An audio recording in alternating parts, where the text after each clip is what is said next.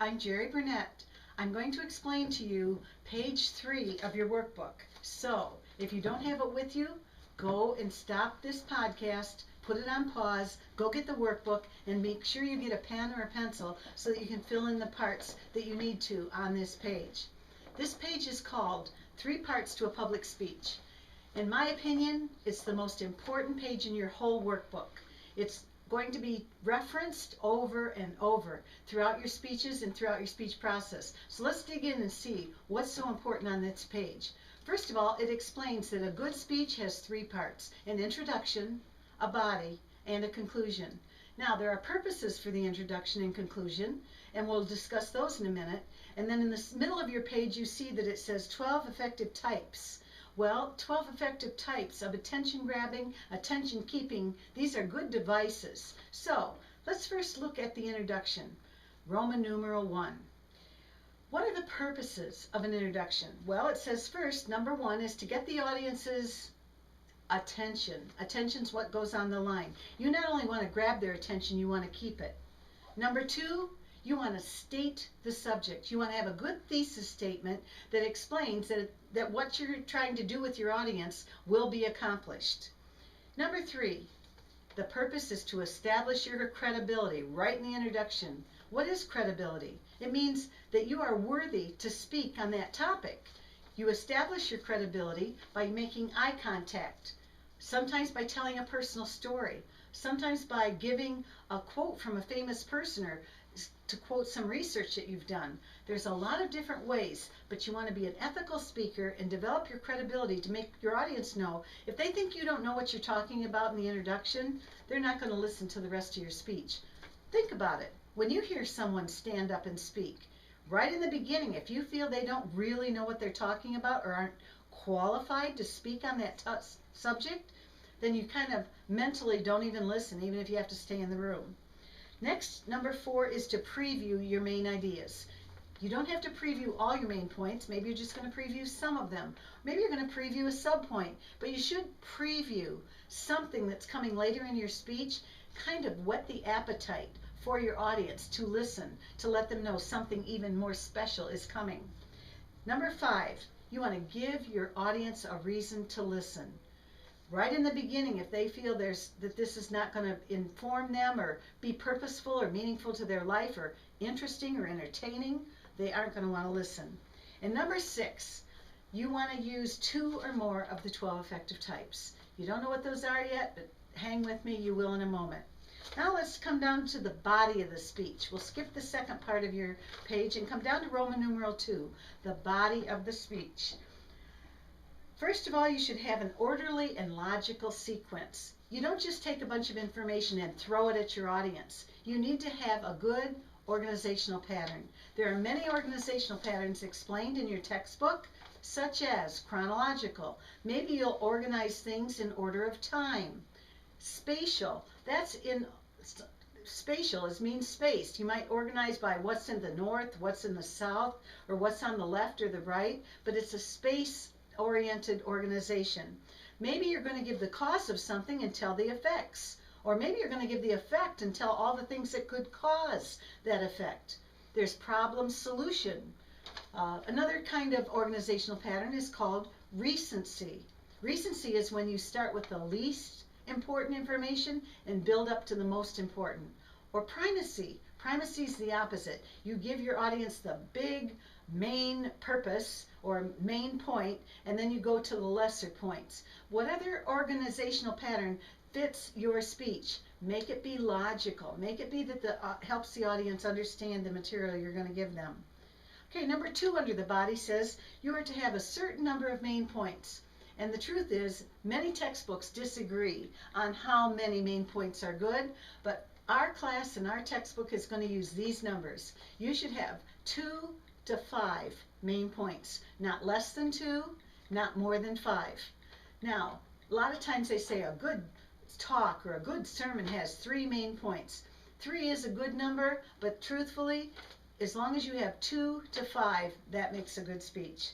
Number 3, properly cite all sources. What this means is if you are telling your audience intellectual property that belongs to someone else, information you got from a book, a magazine. Maybe you got it from your mother or your brother, or maybe it comes from a doctor, a psychologist, or a historical figure.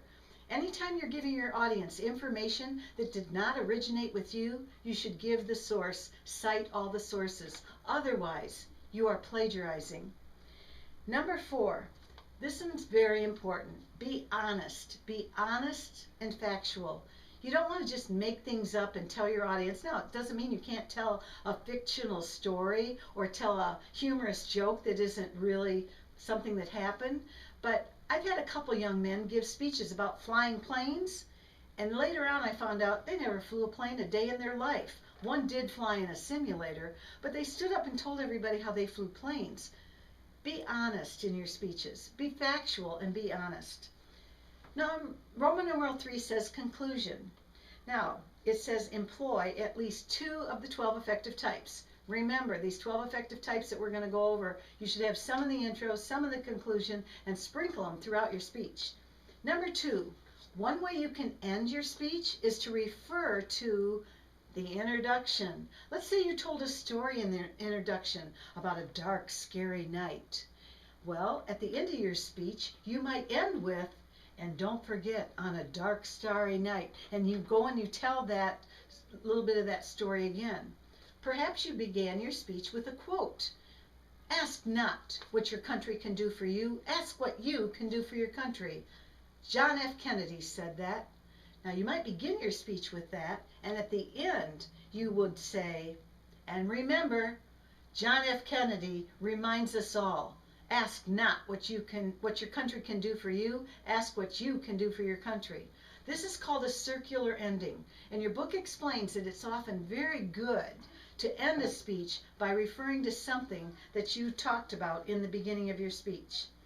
Next, number 3 says to restate, review, summarize, or re-emphasize the key or main points. Sometimes the textbook calls them the key ideas or main points. It all means the same thing. And we just discussed how you want to have 2 to 5 main points. Number 4, you want to signal to the audience that it's the end of your speech. I like to say that my body represents the listening audience that are actively listening. Okay, they're listening. And if you don't give them a good transition into your conclusion, they're listening and you just end and sit down. It would be like somebody taking a bunch of pizza and just throwing pizza at a whole bunch of people in a room and then sitting down. You get their attention, but you let them down quick. You want to have a good conclusion that cues to the audience or signals to the audience that they aren't going to get any more new information. You've already given them all the new information they're going to get, and they can start to let their brain relax and get ready to end the speech. Lastly, activate an audience response. Not all speeches have this purpose, but especially persuasive speeches often end asking the audience to do something, to think something, to go somewhere, such as vote for my candidate today, or be sure and go to Walmart and pick up this product. You know, whatever you want your audience to do, you want to remind them of that in the conclusion. Maybe you just want them to think about something, and that in the conclusion you say, so you think about that.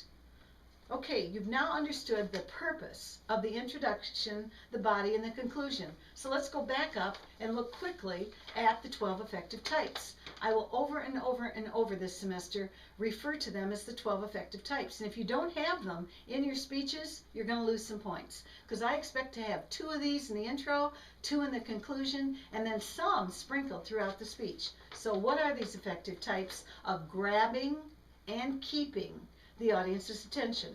Number 1, the best way are for personal stories or personal references. People actually are interested in what's happened to you, interesting stories. So when you tell something or share something from your personal life in your speech, it automatically draws the audience in. Number 2, what kind of questions? Rhetorical questions. That's what goes on the line. You spell that R-H-E-T-O-R-I-C-A-L. Rhetorical questions. These are questions you don't want people to answer out loud during your speech at you, but you want them to answer them in their head. Now, rhetorical questions could be, How many times have you been to Cedar Point? Where would you like to go on your next vacation? These are rhetorical questions. You're wanting your audience to start thinking in a certain direction, so you ask them a question that gets their brain moving in that direction. Now, I do ask you to not use a certain rhetorical question. I don't want to hear this question in any of your speeches. Okay, you ready for the question that is never to be asked? This is it. How many of you do not start one rhetorical question this semester with, how many of you have been to Cedar Point? How many of you like attending this school? How many of you plan to be a doctor? Don't start with how many of you. Now, why not? Why is that rhetorical question not allowed? Here's why. The first couple semesters I was teaching, I taught that you should have rhetorical questions. Literally, 2/3 of all speeches started out, how many of you brush your teeth every day? How many of you like to swim? How many of you, how many of you, how many of you? About drove me nuts. So now I just say, I don't want to hear how many of you. Be more creative. It does take time and effort to come up with another kind of rhetorical question, but almost any rhetorical question that you start with, how many of you, if you think about it, you can reword it and rework it into another type of rhetorical question. So don't use the how many of you, but do use rhetorical questions often and throughout a speech. It helps your audience stay engaged. Number 3, what goes on the line are quotes or quotations. You can get these from Bartlett's Favorite Quotes, Ben Franklin, actually any book you know of. Maybe it's from a nursery rhyme, a poem, a song you like. You can quote anything in a speech, but you need to know quotes need to be cited if whose ever intellectual property it is. But using quotes, especially famous quotes, is often very attention grabbing.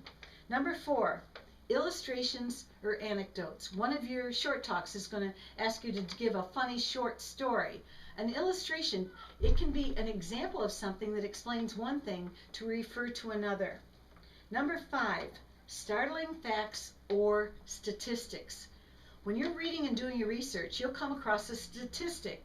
Now, if it's really kind of a mundane statistic, not a wow statistic, you probably don't want to include it. And those of you who love numbers, trust me, don't put too many statistics in your speeches or people aren't going to want to listen.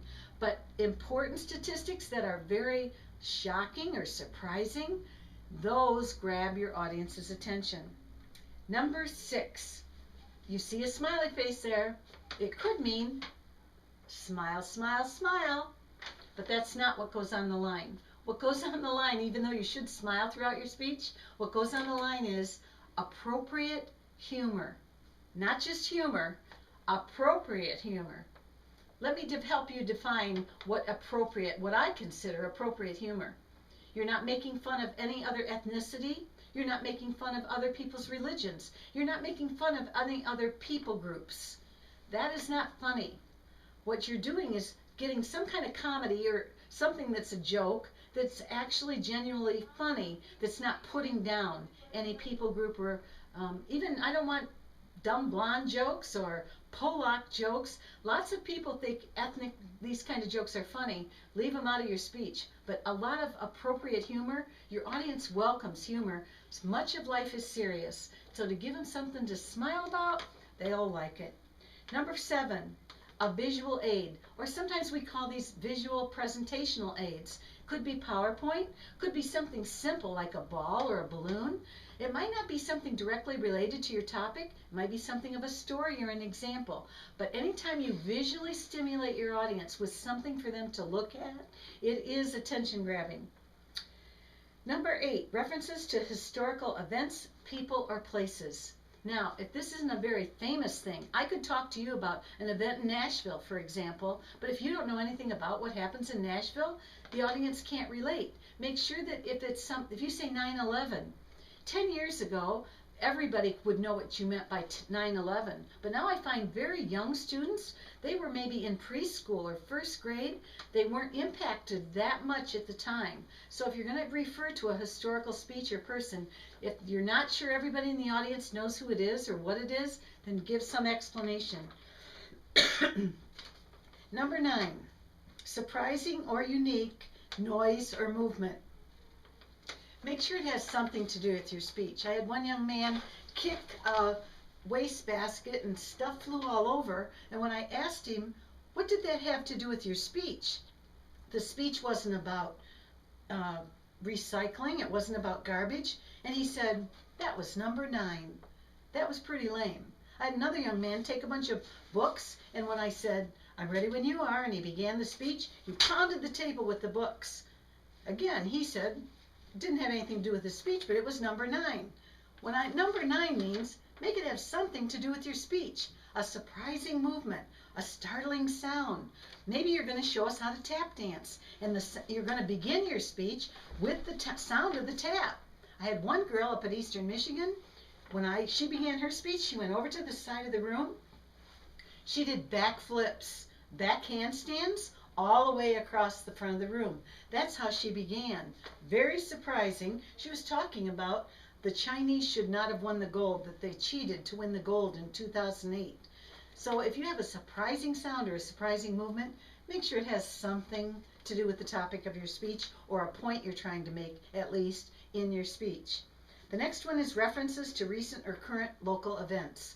If something has happened recently in your area, bring it into your speech if it can apply. That does often help the audience relate to what you're saying. Number 11, references to the occasion or the event. This won't happen too much in the speeches you're going to give for this speech class, but in the real world, I hope you use this list in the real world to come up with attention-grabbing and keeping devices. In the real world, if you go speak at the Rotary Club, for example, throughout your speech, you might want to refer to how Rotarians really are helpful and they do a lot of community service. If you're speaking at a wedding, you might want to reference the bride and groom or this happy occasion. Often when you're giving a speech, you want to reference the event. Go to a graduation. The keynote speaker definitely is going to address or mention the fact that these people have just graduated. Number 12, you might want to make reference to previous or other speeches. Again, this one isn't going to work too well on an online course or a hybrid course, but when we have on-site classes, often a girl was doing her speech and she mentioned, well, you know how Ted explained last week that playing beer pong is fun? Well, I've got a game that's even better called cornhole. And she referred to a previous speech that she knew everyone in the audience had heard. You might have a speech that you're rather certain everyone's heard, like Martin Luther King's speech, or there are certain speeches that are really famous. But maybe you're speaking at a speaking venue and you're the third speaker and you want to refer to the first 2 speakers. So sometimes you can refer to other people. You now understand what the 12 effective types are. I'm going to be mentioning them in every assignment. I ask you to have 2 in the intro, 2 in the conclusion, and then sprinkle some throughout your speech. And when you get ready to do a speech, be sure and get out this page 3 and have as many attention-grabbing and keeping devices as you can. Thank you.